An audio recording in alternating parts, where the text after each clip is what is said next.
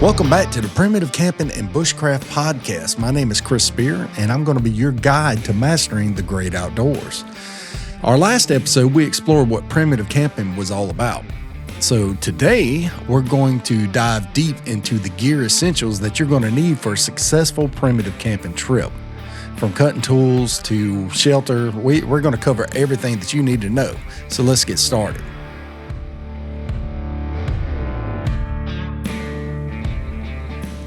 Gear selection is crucial for any kind of camping trip, especially for primitive camping or bushcraft trips or stuff of the such. And the right gear not only enhances your experience, but also ensures your safety and your comfort when you're in the great outdoors. So today we're going to discuss the essential gear categories and their cutting tools, cordage, shelter, metal containers, and fire starting devices. And before we get into the specifics, remember that quality and durability are key. Now, there is certain things and certain aspects of quality and durability. Just because you pay $400 and something for a backpack does not mean that it is a quality backpack. I have gotten by with a $100 backpack, and it is just perfect for what I need, and it's perfect for a multi-day trip. You don't have to spend $400, $500, $600 for a piece of gear when something cheaper can do the same thing. And another aspect of that is that you don't have to spend so much money on gear when something cheap is like, if you're only going to use it a couple times, you may get out there and realize, why did I spend this much money on this and didn't even use it? And then on the next trip, you might not even bring it. So just making sure that, quality and durability are the keys. It's not necessarily monetarily is quality. They don't really equate. So you do want something that's durable. You do want something that's going to last, because you don't want to invest the money in something and then it not hold up, but for maybe one or two camping trips. So you want to invest in good gear, and it might be more expensive up front when you're investing in the good gear, but on the other hand, it is better to invest in something that's going to last up front than it is to buy several items over and over. And a good instance of this is like with Harbor Freight. All right. When Harbor Freight come along, you get tools for a cheap price. And I know that I'm not only going to use a certain tool one or two times, so I'll buy the cheaper one. And if I need it again, I'll go back and do it again. And you can use that same concept with camping and bushcraft tools, but it's real good to buy quality stuff that is from a reputable manufacturer that is going to last you a good long time or a lifetime. It pays off in the long run with reliability and performance. So for a detailed breakdown and recommendations, check out my book, Primitive Camping and Bushcraft, and it's available on Amazon and Barnes & Noble, Books A Million, anywhere online. So first up, we're going to go through cutting tools. Let's start off with cutting tools. These are indispensable in the wilderness. I mean, literally, I put right in here that the single most important item you will ever carry into the woods is a knife. And, a knife is going to let you do so many things. A good knife, an axe, a saw, they can all help you with tasks such as building your shelter, processing your firewood, and preparing your food. True, you can replicate a knife in nature with a stone. You can, but a good quality full tang knife is going to be one of the absolute best tools that you can bring with you when you're out and about in the woods. So a sturdy full tang knife is a must-have, really, and you're going to look for a blade length of between 4 and 5 inches. And when I say full tang, it's like the whole body of the knife is going to be 7, 8, 9 inches long, and then the handle is going to be affixed to the body of the knife. Brands like Moreknife and BPS, and there's a couple other knife brands out there, are all excellent options. And they're, especially the Moore knife. The more I use the full tame Moore knife Garberg, and is a carbon steel version, and I'm telling you, it is amazing. I have run that thing through trees. I have split logs. I have pried with it. I have pretty much chopped down trees with it. But it's hard to kill that knife, and I'm telling you now, that knife is an amazing piece of equipment. So a knife is your most versatile tool for cutting, carving, and food preparation. And like I said a while ago, you can actually make a knife out of a stone or something like that while you're in the woods, and you can replicate a knife, but it's very hard. It's very hard to beat having one with you. You've always heard the 2 is 1, 1 is none, concept. Always have a backup with you whenever it comes to your knife, because knife blades do break. They chip, they bend, they warp, depending on what kind of material it's made out of. In my experience, a lot of people have disagreed with me, but I have found that carbon steel knives are more brittle. They are prone to chipping, whereas a stainless steel knife is prone to warping and bending if you put it under a lot of high stress. And I've had people that have argued me down over that, and I'm like, dude, I got firsthand experience with this. I mean, how are you going to argue with me because I have experience? You're going to tell me that the knives that I broke didn't break in the way that they did. But, the internet is slam full of keyboard warriors that absolutely love to argue with everything that you say. And what gets me is 99% of them don't have any experience in doing anything in the great outdoors anyway. So next up, we got an axe. Now, an axe or hatchet is essential for chopping wood. And, you don't have to have one.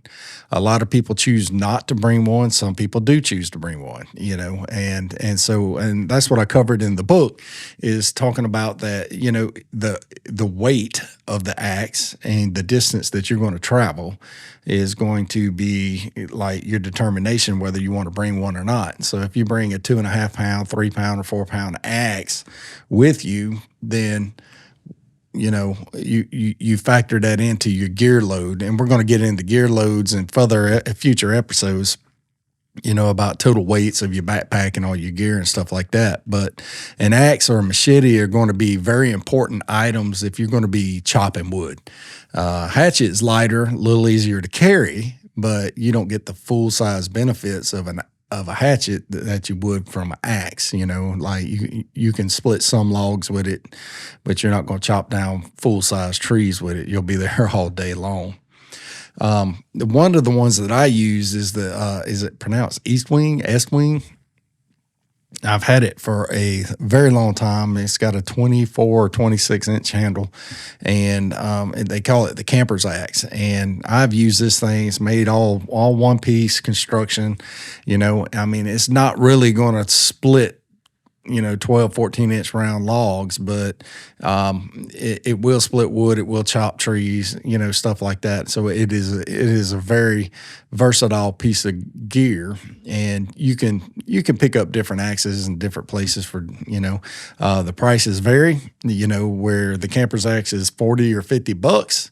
Then you can go and pick up, Beavercraft or, all these other name brand things that are upwards of the hundreds. And it depends on what you want, how often you're going to use it, stuff like that.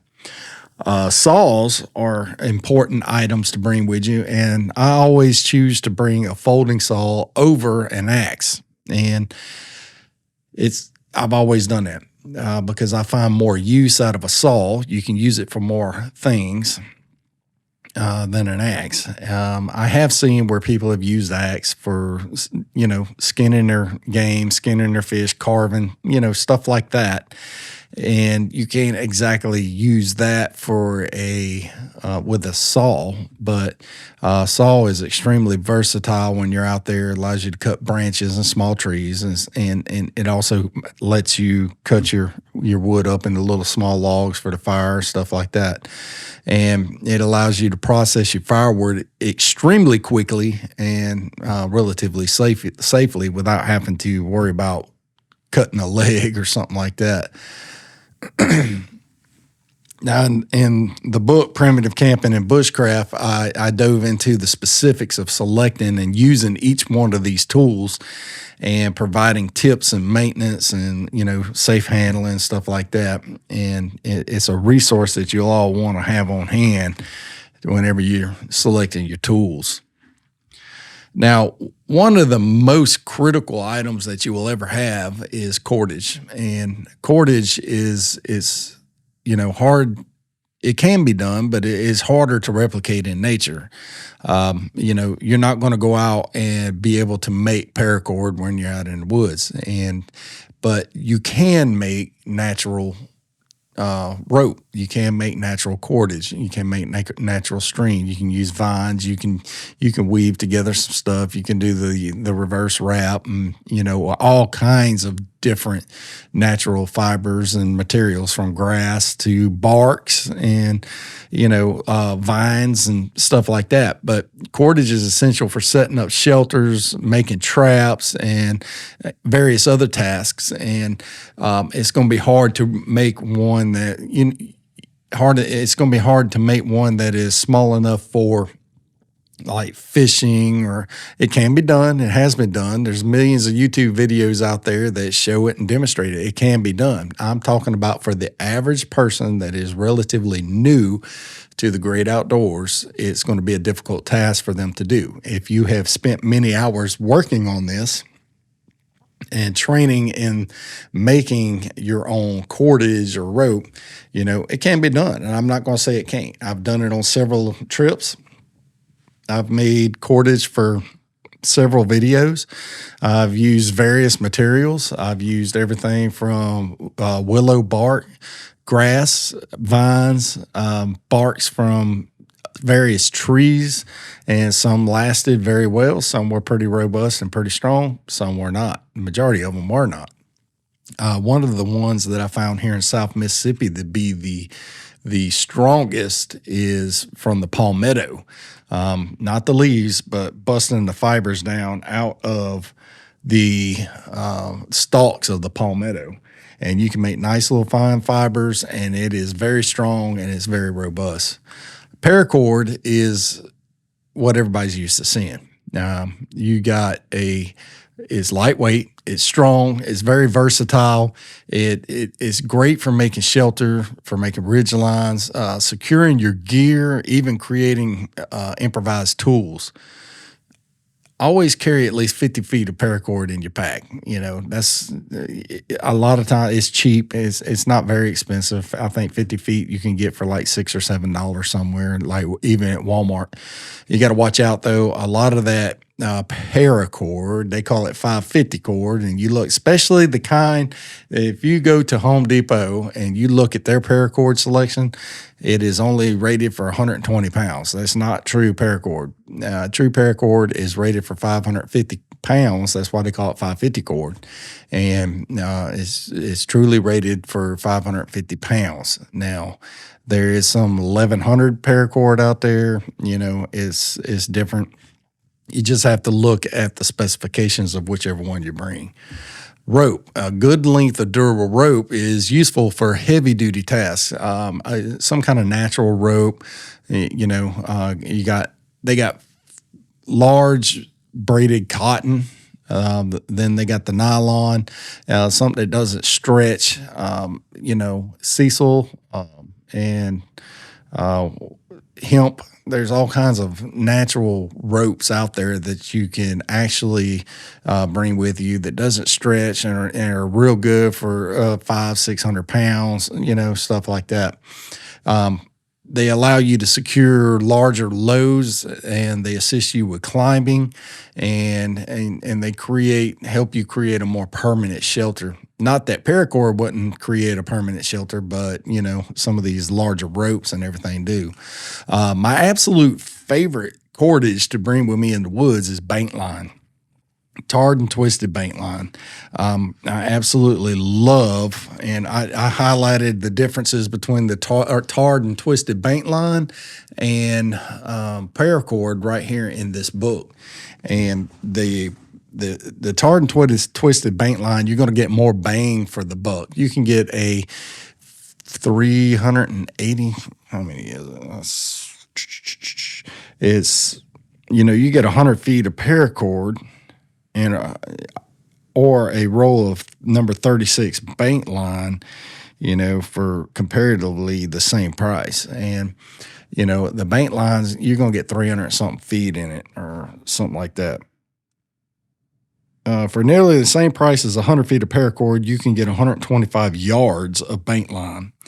And the number designation in this is the diameter of the line. So number 36 bank line, for example, is perfect for outdoor tasks. So what I like to use is number 36 bank line. And that stuff's perfect for making bow drills. It's perfect for using as fishing string. It is 3 strands of nylon that is braided together, not braided, but twisted together. And you could break those down. You can actually use it as fishing string. You can actually, and we use that here in South Mississippi for trot lines, and we catch tons of catfish on trot lines. So, but, not overlooking the paracord and the advantages inside the paracord. You got 5 strands inside there that you can actually, is it 5 or 7 strands? But, you can effectively make 35 out of a 5-foot piece of paracord. You can tie the inner strands together and have you 35 feet of actual fishing string, So, and bird, let's see, I demonstrated it on a video making bird traps with the Ojibwe bird snare and use the inner strands of paracord for that. And so, but back to the bank line. Bank line is an extremely versatile cordage option. It's tarred. It's making it water resistant and resistant to abrasions. It's perfect for bushcraft tasks like lashing and knot tying, stuff like that. And we're going to go over various uses of cordage in more detail later on. But I got it in the book. I got tons. I got a whole section about cordage here. Selecting your cordage when you go. Now, moving on, shelter. I got this one highlighted as shelter, tents, and tarps. Okay. Shelter is extremely vital for protection from the elements and a good night's sleep. And I can tell you now, I've done the natural shelters and I have slept good. I've done natural shelters where I didn't bring anything and I used a lean-to or an A-frame and basically made debris huts, and I used nothing but leaves and sticks to make this shelter. And in the pouring rain, I actually stayed dry, and it rained all night long. I posted a video on making a natural shelter, and I slept in it, and I stayed the night, and it started pouring rain. I mean, pouring down rain. And I had some people get on the comment section, and they're like, yeah, that'll never work. It's not thick enough. You're going to be wet all night. And I'm like, no, I wasn't. It rained all night long. You wasn't there once again, and they're like, yeah, I teach survival. I'm a survival instructor. Well, good for you. I'm just camping. But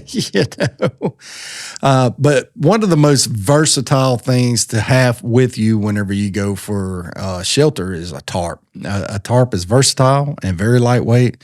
It can be set up in various configurations to suit different weather conditions. Tarps are ideal for minimalist campers. I particularly love bringing tarps with me, and I love using tarps as a shelter, and they're very lightweight. They're easy to throw up. You could throw up a shelter in a moment's notice. You can have a piece of paracord or a piece of bank line thrown out there, make you a ridge line with that, throw your tarp on top of it. and you're good to go. Tarps are ideal for minimalistic campers who want to reduce their pack weight while they still have a reliable shelter. Now, when we're talking about reducing pack weight, that's going to go to the next one where we talk about tents. A tent offers more protection and comfort, especially in harsh weather conditions. So you want to choose a tent that's easy to set up, waterproof, and provides adequate ventilation. You want to look for tents that balance durability with lightweight materials to avoid overburdening your pack. And so that's what I meant with the tarp and the tent. So tarps are lightweight and they provide extreme shelter there. Tents are extremely heavy generally. Some people do. You see all the time people bring tents with them, and more power to them. I typically, a lot of times with tents, you're going to camp in places where you don't have room to put up a tarp, but it can still be done. My favorite way is a hammock. Now, combining a hammock with a tarp, you have the perfect shelter set up. You have perfect. And hammocks can be used, 3-4 seasons. It depends on where your winter is. Here in South Mississippi, I can sleep in a hammock all year around and not worry about freezing to death, And in the wintertime, when it gets a little cooler, you can get an underquilt, and you can get a cheap underquilt for $40 or $50 and affix it to the bottom of your hammock. And I'm telling you, it's toasty. And I've slept in 34 to 36 degree weather here with just the underquilt and a hammock. And I didn't sleep with a cover because it was so warm. It got pretty warm inside that hammock. But hammock camping is a very viable option for those who prefer to sleep off the ground. I don't prefer to sleep on the ground. I don't prefer to bring mattress pads and all that stuff. It's just added weight to my pack whenever I'm heading out into the woods. But hammocks can be very comfortable, and they're great for warmer weather. They ensure that you have a suitable tarp to cover your hammock in case it rains. That's, only one of the stipulations. And plus, the dew, the humidity, stuff like that can, get you kind of damp in the mornings. You got your morning mists and stuff like that. So make sure you have that with you. But, with all these things, primitive camping and bushcraft, all that's listed here in this book. And it talks about it, lists every bit of it, shows you demonstrations of various different shelter types, configurations that you can make with your tarp, stuff like that. So, but we're going to move on to metal containers. Now, next to your knife, the metal containers are essential to cooking, boiling water, and drinking. And next to your knife, I'm going to argue that a metal container is the single most important thing that you can bring with you in the woods. If you bring anything, make sure you bring a knife and a metal container. If you can bring those two things, you can survive without any other gear, because it's hard to replicate a metal container in the woods. Unless you found like an aluminum can or something like that, and human trash is everywhere. It has infiltrated the entire world. I've been miles and miles into the woods, and I've still found washed up beer cans and bottles and stuff like that. But that's we're going to do an improvisation type gear show eventually. And we're going to talk about what metal containers and bottles can do for us. But, metal containers are essential for your cooking and getting your water. A metal pot is kind of crucial for boiling water and cooking food. So you're going to look for a lightweight, durable pot with a lid. Titanium and stainless are excellent materials for camping cookware. Stainless steel gets some hot spots in there if you're cooking with it. But, generally speaking, the reason you're going to be bringing a metal container with you is so that you can boil your water and render it safe to drink. And it doesn't matter if it's filtered or not, you can still boil it and kill all the biological contaminants. A water bottle I carry a 40-ounce clean canteen single walled water bottle. Make sure whatever water bottle that always tongue ties me, but make sure you have a single wall water bottle with you whenever you go out into the woods. And the reason why is because the double insulated containers will explode or crack whenever you put them into the fire. And you don't want to do that. You don't want to ruin your container, and you also don't want a piece of hot metal stuck in your head when it blows up like a grenade. So water bottles are dual purpose, and we use them to cook food and to render our water safe to drink, and that makes them invaluable on your gear list. I mean, it really does make them invaluable. Brands like Nalgene and Clean Canteen offer reliable options. Now, Nalgene's more of a plastic. I've seen a Nalgene metal container somewhere. I don't remember where. But it was so expensive, I just didn't want it. But, Clean Canteen, I found one of theirs on the clearance aisle at Walmart for $13. And that's a decent price. And, it is right up there with some of the big wigs stainless steel containers that they use. Another thing is like a metal cup or mug here, like this metal mug I have. And a metal cup or mug is useful for drinking hot beverages and can double as a small cooking vessel. It's lightweight and it's very easy to pack. And you got ones that are made out of titanium or aluminum now. And what it is the outdoors world has changed so much that now if you show somebody aluminum, people fire up your comments. Oh, don't cook in aluminum. It'll kill you. And so I don't even want to go there.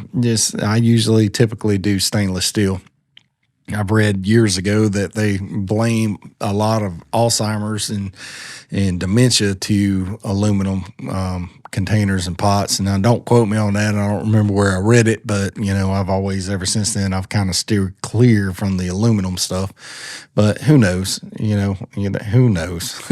There's a million different things.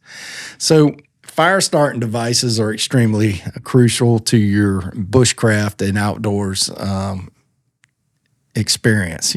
Fire is essential for warmth, and you have to have it to cook your food. And sometimes you can use it for signaling for help. If you make one big enough and hot enough and bright enough and smoky enough. And here are some reliable fire starting tools that you should consider. The ferrocerium rod. And I always carry a ferrocerium rod with me. Ferro rods are dependable fire starters. There's no doubt about it. You're not going to find a more dependable fire starting device. They're waterproof, they're durable, and they produce 5,000 degree sparks. So you can get almost anything lit with a ferro rod. And, you can even light tinder in a wet or damp condition, depending on what kind of tinder you got. Just make sure you practice using it before you take out on a trip. Make sure you get proficient with actually striking your ferro rod and making it start fires for you. And it's not hard to do. You can learn how to do it in an instant. You can even get the little small keychain ones and start fires with that. Practice with it. Get proficient with it. Try various tinder types, try different tinder sources, and you can get a fire started. But one of the most common ways, and I carry one of these with me everywhere I go as well, is the Bic lighter. I don't use the off-brands. Bics are the most reliable fire starting device in the great outdoors. And it's arguable that they are the most amazing fire starting device in history, modern history. The capability to have a fire in your pocket at any given time is just remarkable. Before that, it was matches. I don't continually carry matches. I don't carry matches with me at all because, there's a dexterity thing. If you're cold enough, you're not going to be able to strike your match if you're too cold. If they're damp, they're not going to light anyway. And so even if you got the waterproof matches, that's all fine and dandy and great. You're going to be better off with a ferro rod or a lighter. People will argue this with me. That's fine. And I will take your argument, and to each their own, but for me and for this book, I have highly relied on the ferrocerium rod and the Bic lighter. Now, waterproof matches are a good option. They have been used for hundreds and hundreds of years. You just have to store them in a waterproof container if you choose to bring them. Whatever you choose to bring, that is up to you, not up to me. I can only just say these are the items that I have used, and based off of my experience, this is what I like. And you know what? You may have a different experience and say that these items are the ones that you like. So for detailed explanations about what items to bring with you and stuff like that, pick up a copy of the Primitive Camping and Bushcraft book. And it's available on all online outlets, Barnes & Noble, Amazon, Books A Million, Target, Thrift Books, Indie Books, all these bookstores, all these major book outlets, it's available. So that's going to wrap up today's episode on essential gear for primitive camping. Remember, having the right equipment can make or break your outdoor experience. And you want to invest in quality gear and practice using it before you go out. Do not just head out into the woods with something you've never used before. And because it's going to be hard to practice out there and, whenever you have to have it.